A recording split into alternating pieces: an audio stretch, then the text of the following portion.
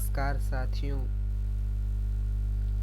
मैं सुमित कुमार शर्मा आप लोगों का एक बार फिर से एग्जाम दर्पण के ऑफिशियल एजुकेशन प्लेटफॉर्म पर स्वागत करता हूं। जैसा कि आप लोग जानते हैं कि हम इस समय इतिहास विषय की चर्चा कर रहे हैं और इतिहास विषय में अपन लोग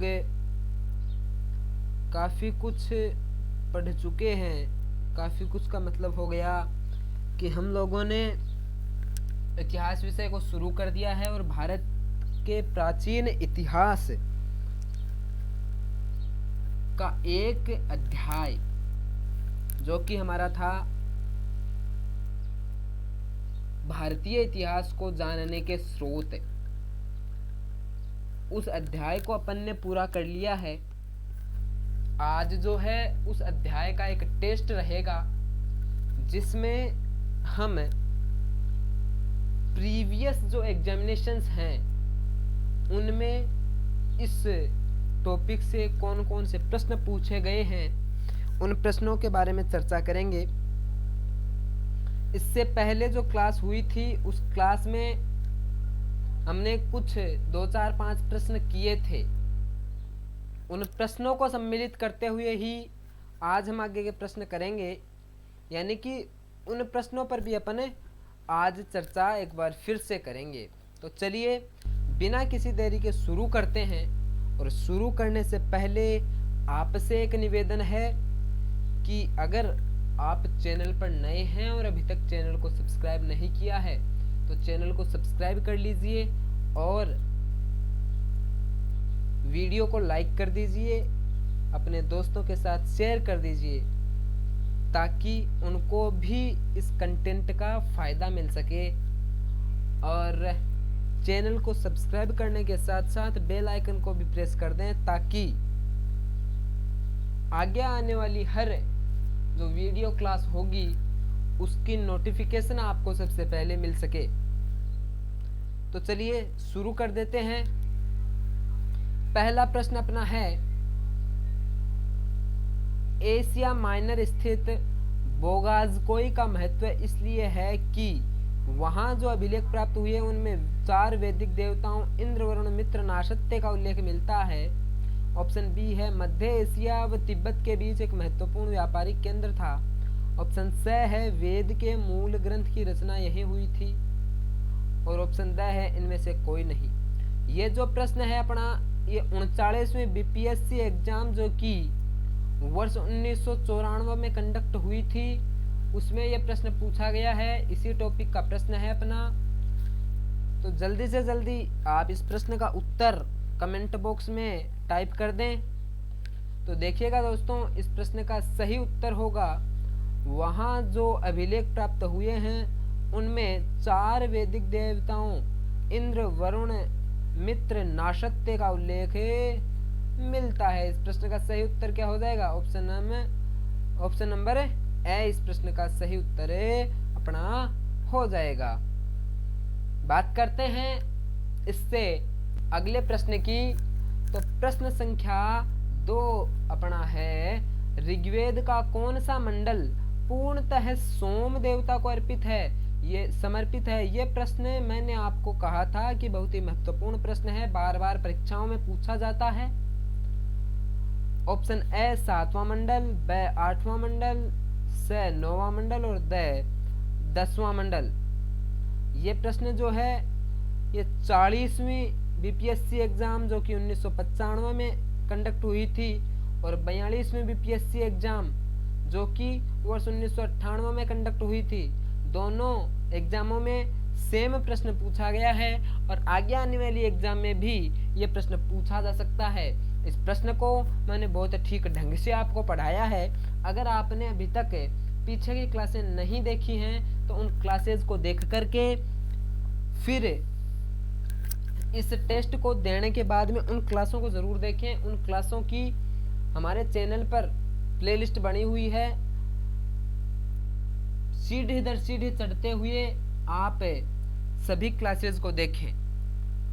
तो इस प्रश्न का उत्तर आप कमेंट बॉक्स में लिख दें। उम्मीद करता हूँ लिख चुके होंगे इतने में। तो देखिएगा, इस प्रश्न का सही उत्तर होगा 9वां मंडल। मैंने आपको बताया था कि ऋग्वेद में 1028 सूक्त हैं, 10 मंडल हैं, 10 मंडल हैं। अब इन 10 मंडल में से जो 9 नंबर का मंडल है, 9वां मंडल है, वो मंडल पूरा का पूरा सोमदेव के लिए है, सोमदेव को समर्पित है। कौन सा मंडल है? 9वां मंडल है, संपूर्ण मंडल है। 9वां संपूर्ण मंडल ही किसको समर्पित है? सोमदेव को समर्पित है। अगले प्रश्न की बात करें। अगला प्रश्न अपना है, गायत्री मंत्र देवी सावित्री को संबोधित किस पुस्तक में मिलता है?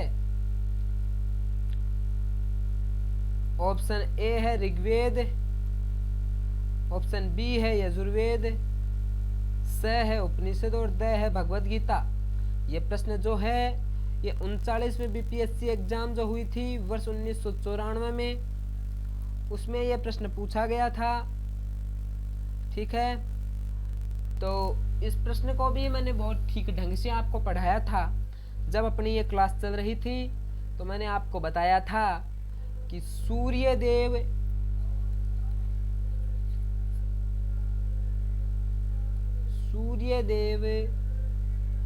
देवी सावित्री को समर्पित, देवी सावित्री को समर्पित,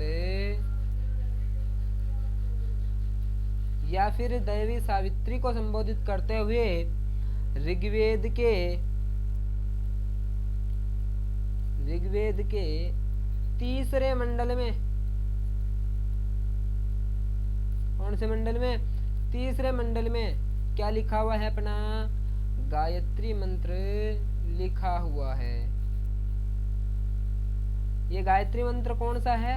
ओम भूर्भुवस्वः तत्सवितुर्वरेण्यं भर्गो देवस्य धीमहि धियो यो न प्रचोदयात्। ठीक है, अगला प्रश्न अपन बात करते हैं। भारतीय संगीत का आदि ग्रंथ किसे कहा जाता है? भारतीय संगीत का आदि ग्रंथ किसे कहा जाता है? यह प्रश्न आरआरबी मुंबई सीसी 2005 में यह प्रश्न पूछा गया है। ऑप्शन ए है ऋग्वेद, बी है उपनिषद, सी है यजुर्वेद और द है सामवेद। तो देखिएगा, जब हम वेदों का अध्ययन कर रहे थे उस समय मैंने आपको बताया था कि अपना जो सामवेद है, कौन सा वेद? सामवेद, ये भारतीय संगीत का जनक रहा है या जनक कहा जाता है। क्यों कहा जाता है? क्योंकि जो अपना सामवेद है उसके अंदर, ये जो सामवेद है ये पूरा पद्य के अंदर रचित है। इसकी विधा जो है या जो शैली हम कह सकते हैं वो पद्य विधा में ये लिखा हुआ है, और पद्य में होने के कारण ये गेय है, यानी गाया जा सकने वाला। इस कारण देखिएगा ये सबसे प्राचीन ग्रंथ है, और प्राचीन ग्रंथ वह प्राचीन ग्रंथ जिसमें गाने का सबसे पहले, संगीत का सबसे पहले चरितार्थ हुआ है, वो कौन सा है? सामवेद। तो सबसे प्राचीन आदि ग्रंथ भी कौन सा हो गया? सामवेद ही हो गया। आ गई बात समझ में? तो इस प्रश्न का सही उत्तर हो जाएगा ऑप्शन है द। अगला प्रश्न अपना है, भारत के राज चिन्ह में प्रयुक्त होने वाला शब्द सत्यमेव जयते किस उपनिषद से लिए गए हैं? Option A Mundaka Upanishad, B Katha Upanishad या कंठ उपनिषद, स ईश उपनिषद और द बृहदारण्यक उपनिषद। ये प्रश्न जो है ये आरआरबी मुंबई सीसी जो कि 2005 में एग्जाम कंडक्ट हुई थी, यूटीटी पीएससी 2005 में कंडक्ट हुई थी। दोनों एग्जामिनेशन में सेम प्रश्न पूछा गया है। तो देखिएगा, इस प्रश्न का अध्ययन अपन ने पीछे की कक्षाओं में नहीं किया है, इसलिए इसका उत्तर मैं आपको बता दूं। इसका उत्तर अपना होगा 18 उपनिषदों में, 18 उपनिषदों में जो अपना मुंडक उपनिषद है, 18 नहीं है भैया उपनिषद, ये तो पुराणों की संख्या है। मुंडक जो उपनिषद है, कौन सा? मुंडक उपनिषद, उससे क्या लिया गया है? सत्यमेव जयते लिया गया है। ठीक है, अगला प्रश्न अपना है, प्रथम विधि निर्माता कौन थे? कौन है? ऑप्शन ए मनु, ब चाणक्य, स चंद्रगुप्त और द सेल्यूकस। ये प्रश्न आरआरबी भोपाल टीसी एग्जामिनेशन 2005 में ये प्रश्न पूछा गया है। तो देखिएगा, इस प्रश्न के बारे में मैं आपको थोड़ा सा बता दूं। अपन ने देखा था कि महर्षि मनु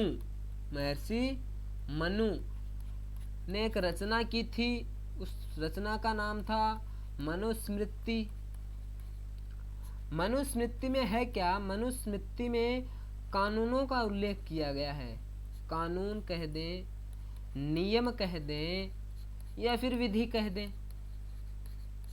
तो सर्वप्रथम रचित विधि ग्रंथ कौन सा है? तो सर्वप्रथम रचित विधि ग्रंथ मनुस्मृति है। और मनुस्मृति की रचना किसने की थी? महर्षि मनु ने की थी।